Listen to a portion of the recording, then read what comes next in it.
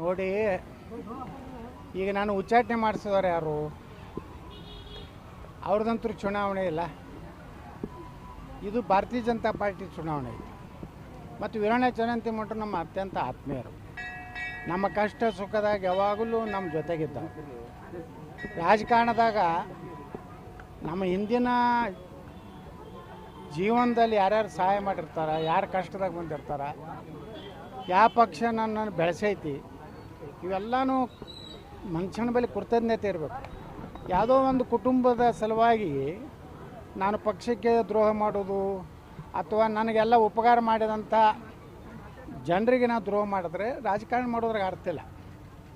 ಈಗ ಅವ್ರು ಹೇಳ್ತಾರೆ, ಸಿದ್ದರಾಮಯ್ಯನವರು ಎಂ ಬಿ ಪಾಟೀಲ್ ಹೇಳ್ತಾರೆ ಮಾನ ಮರ್ಯಾದೆ ಇದ್ರು ಹೋಗಬಾರ್ದು ಅಂತೇಳಿ, ಸ್ವಾಭಿಮಾನ ಇದ್ರು.